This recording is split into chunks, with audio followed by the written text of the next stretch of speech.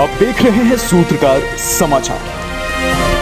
देश भर में लोकसभा चुनाव का आज छठा चरण है, तो झारखंड में तीसरे चरण में आज 4 लोकसभा सीट में चुनाव होने।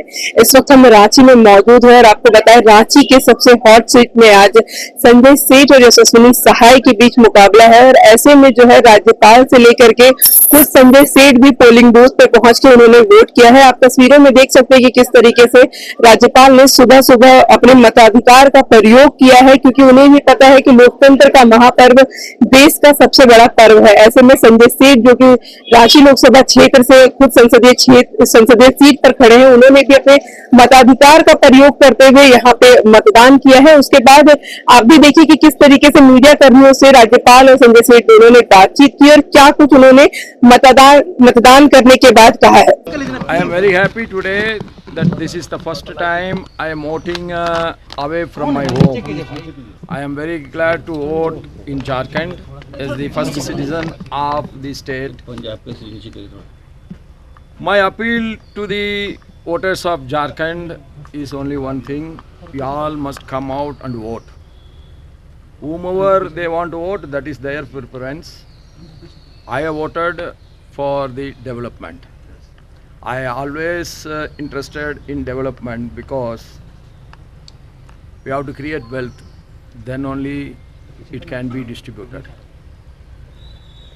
Nothing will eradicate poverty other than wealth.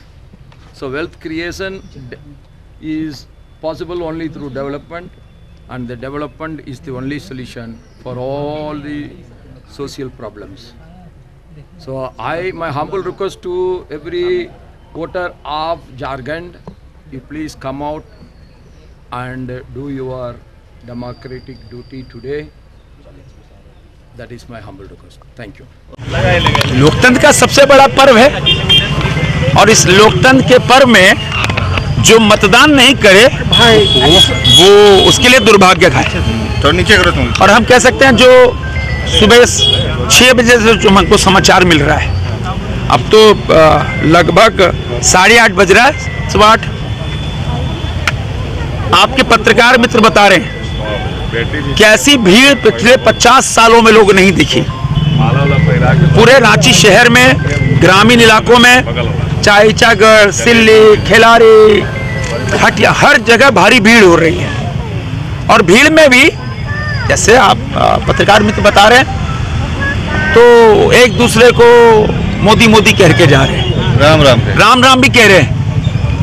अगर बूथ के बाहर राम राम कह रहे हैं तो राम तो पुरुषोत्तम है। तो जो भारी भीड़ दिख रही है वोटरों में, जो उत्साह दिख रहा है, जो ऊपर का तापमान है, उस तापमान को परास्त कर मतदाता का तापमान देश के लिए, राष्ट्र के लिए, विकास के लिए वो तापमान ज़्यादा है। और हम कह सकते हैं कि बिना रुके बिना थके दुनिया के सबसे लोकप्रिय नेता प्रधानमंत्री नरेंद्र मोदी जी जो संकल्प लिया है कि अब की बार 400 के पार, रांची लोकसभा भी उसमें एक है, झारखंड की 14 सीट भी 400 के पार में है। मैं आपके माध्यम से सभी लाखों लोगों को आह्वान करना चाहता हूँ, घरों से निकलो, तापमान मत देखो। 5 साल बाद इतना बड़ा पर्व आता है, लोकतंत्र का सबसे बड़ा पर्व आता है, चूको मत, क्योंकि फिर पछताना पड़ेगा।